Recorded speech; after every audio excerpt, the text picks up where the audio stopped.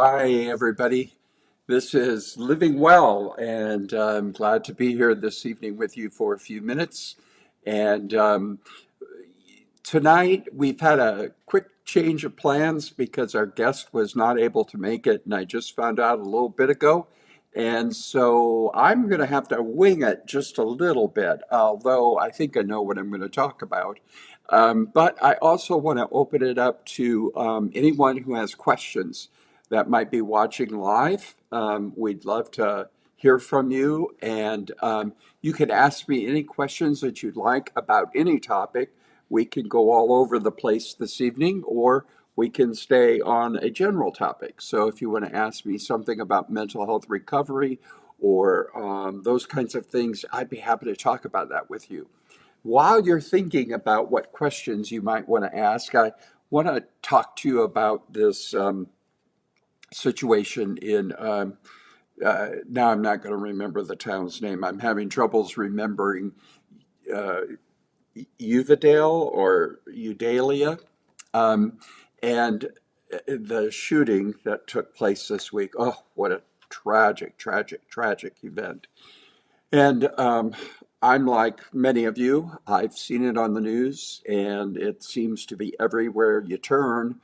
And it can really affect you because it's so tragic and it's so hard to comprehend. And I want to caution you, if you have a mental health diagnosis, to really take care of yourself, to make sure that you are really shutting it out when it's too much. And to not, if you have a mental health diagnosis, if you just uh, take in that constantly and are constantly in the trauma of that, it can mess with your brain chemistry, and it can affect your mental health status. So I want to encourage you, and even if you don't have a diagnosis, quite honestly, it's important. Right now, too many people are living on the edge. The pandemic is causing a lot of issues, and you know, we can't have been through what we've gone through as a society without recognizing the fact that we all need to care for our mental health right now. Everybody does. It's not just those of us who have a diagnosis. You could say that society or our culture is really facing a tsunami of people living on the edge. I don't know about you, but if you've noticed, people are more agitated, irritated. People are more easily angered. Um, Everybody's kind of stretched to the maximum. And so I want to encourage you to really care for yourself. Do some self care. Take a walk, do things that will help you relax and to really, you know, anything that will help you decompress, okay? It's absolutely important. And don't watch the news 24/7. Pray, pray for the folks there in that community where the shooting was. Pray for those families. But short of praying right now, there's not necessarily a lot that any one of us can do. So I want to encourage you to take good care of yourself. There's a few of you on, and I want to encourage you. Give me questions. It can be about anything. Type in a question that you might have in regards to recovery and mental health, or about how to care for yourself, or even the tsunami of mental health needs that we see in our communities today. I do want to talk to you about, while you're thinking about what questions you might have, I want to talk to you about how the church, how the Christian church can respond in situations like we see in a horrific situation like there is in Texas right now. And unfortunately, I wish I could say it will never ever happen again. And I would love to see us as a society and as a culture. I would love to see our politicians finally work together on this and really figure out at least how can we minimize this? How can we learn from this so that it would be unlikely that it would happen? But the truth is, there will always be bad weather, there will be tragedies, there will be things that happen in our communities that no one expected. And then what do we do? So, what I want to do is I want to talk with you about what the Christian church can do. And one of the things that the Christian church can do is have mental health support groups for people in the community, as well as in the church community, and also to offer trauma healing groups at their churches and in their community. These are two ways that can help people. Um, Also, if you think about it, the whole issue with what do you do in if something like this hits your community? What do the churches do? What do Christians do? Well, think of it this way.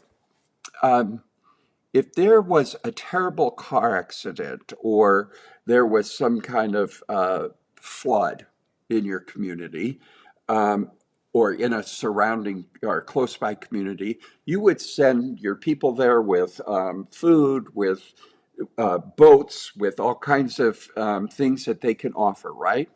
And or if it's a car accident and you're the first one on the scene, you may not be a healthcare provider or a healthcare provider, but you might know first aid, or you might sit with somebody because they're going into shock until the emergency people get there, et cetera, et cetera. So you're kind of a first responder.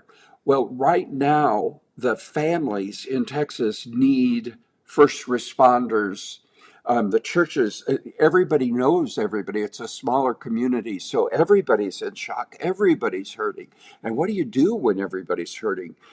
If Christians were trained and ready to go, we could actually mobilize an incredible group of people to come in, just like the Salvation Army or the Red Cross when there's a terrible thing that happens, to walk alongside some of these folks to help them begin to grieve, to help process their pain. And in the next coming weeks, that's going to be important. And um, one of the things that we have the ability to do is teach people how to do that, how to be good friends. And if that's something somebody's interested in or whatever, uh, honestly, it's better if a community were to do this ahead of time, you know, and just be prepared for anything at any time with a bunch of hope navigators, if you will, and somebody to walk alongside side of somebody when they're in the middle of a mess,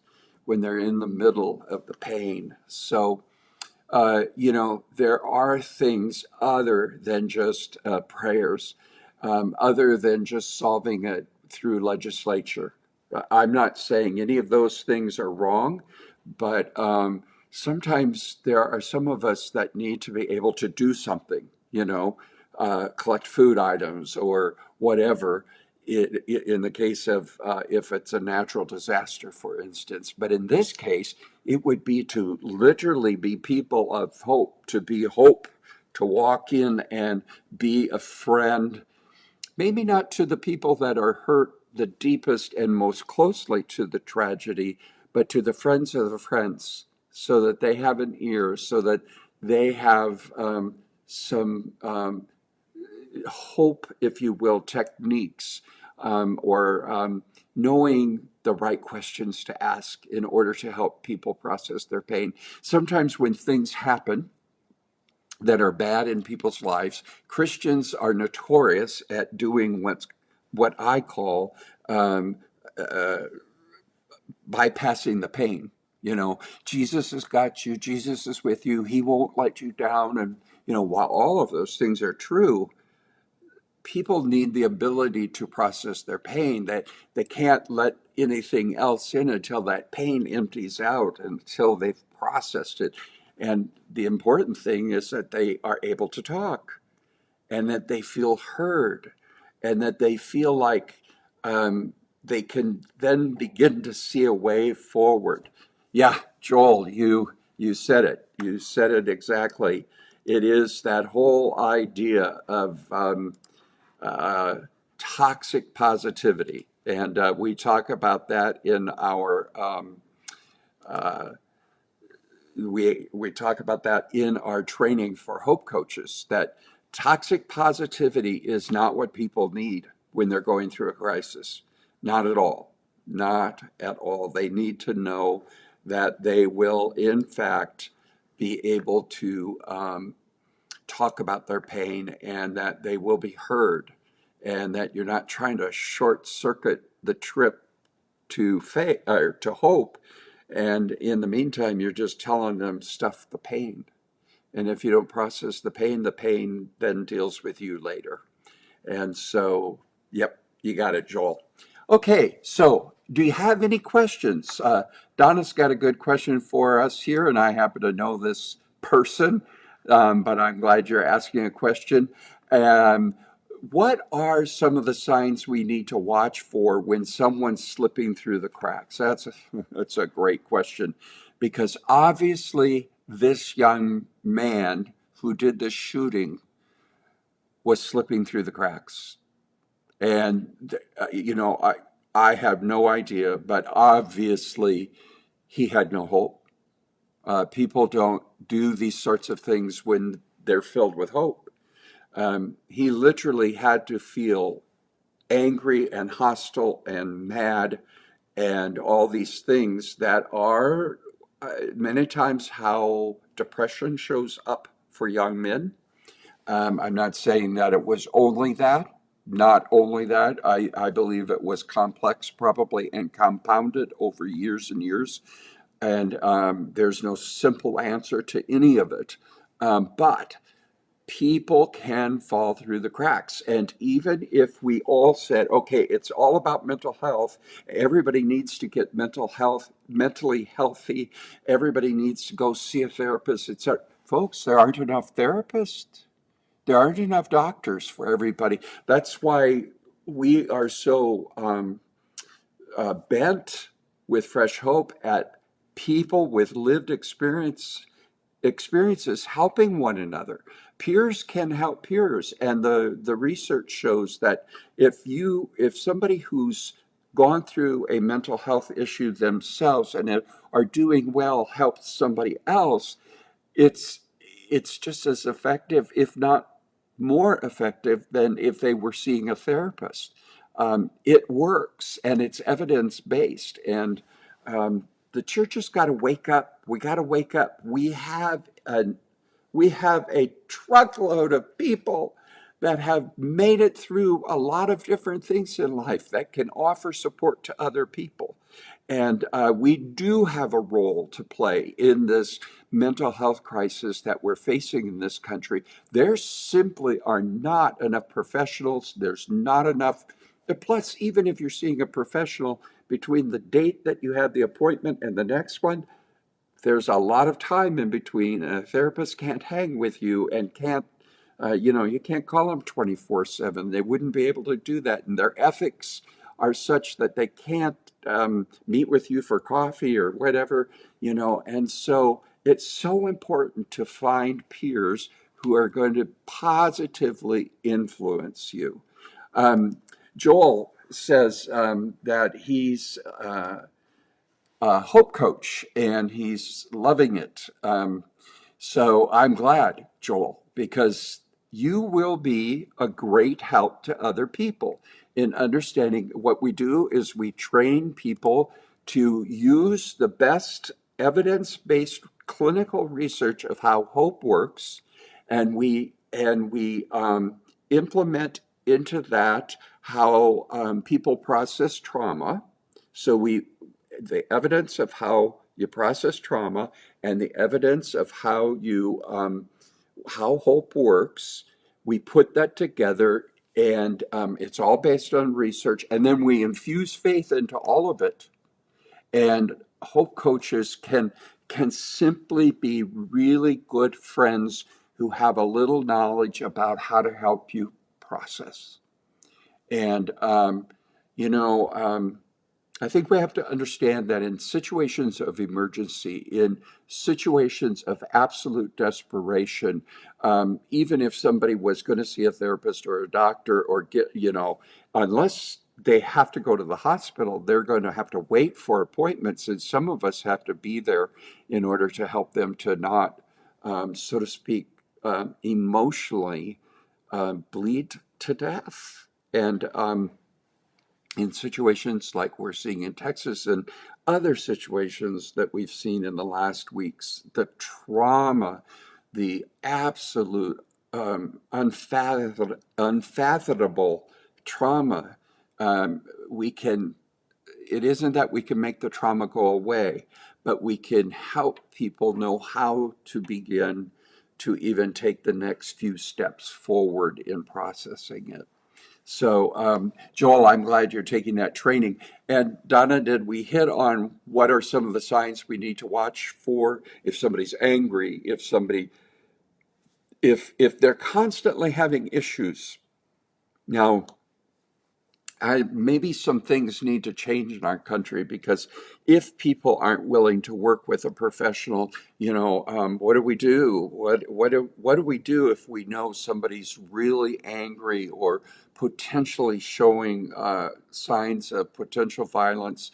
Are they purchasing a lot of stuff? We have to. Part of what we have to do is be in each other's lives and family and friendships where we really are relating to each other, that we're giving each other safe places to hurt, to not be okay, to ask questions. One of the things that I've thought about several times this week is the fact that um, when someone is put into the hospital for a mental health issue, they will have always been asked one of two, or they'll always be asked two questions. One, are you suicidal? And two, are you homicidal? We don't talk about that much. But when people are headed into the hospital, if you're either one of those, you're going to be in the hospital. And unless you are, there is no other hospitalization in our system right now. And that's not probably good. It's really hard to find long-term mental health care for someone that's inpatient. Inpatient is just you're in, you're out. And interestingly enough, you don't have the same doctor in the hospital that you might have on the outside. So it really is a system that has to be addressed also because people do fall through the cracks. And because of that, there are some situations that could have possibly been avoided through the years. And so, while I think there's probably laws that we need to look at, there's also changes in the system for mental health care in our country. The other thing is, let's be honest, um, there was a crisis, a mental health crisis prior to the pandemic, but there is a tsunami of a problem now, and it's invisible until you see things like this. Look at all the stuff that's gone on in just the last weeks, and then on top of it, um, the suicide rates and what's going on for our children and our teenagers in this country, it all makes a difference. And it's difficult to watch, it's difficult to see. And so, anyway, we don't want people to fall through the cracks, and they can easily fall through the cracks. And even if you know somebody that maybe seems to be having an issue, maybe they don't want to get help, you just got to be their friend. You got to hang in there with them. So, anyway, any other questions that anybody might have tonight? Um, We were going to talk about marriage and mental health issues or relationships and mental health issues, which we'll do next week. And I can see that I'm losing a few of you. Any other questions? Anything else anybody wants to say or offer as a question? If not, I am sorry that this is a shorter version, but as I said, it was one of those deals where my guest could not make it at the last minute, and I understand. And so certainly next week, we'll be able to do that. I understand that the internet is freezing up, so that could be a problem for some too.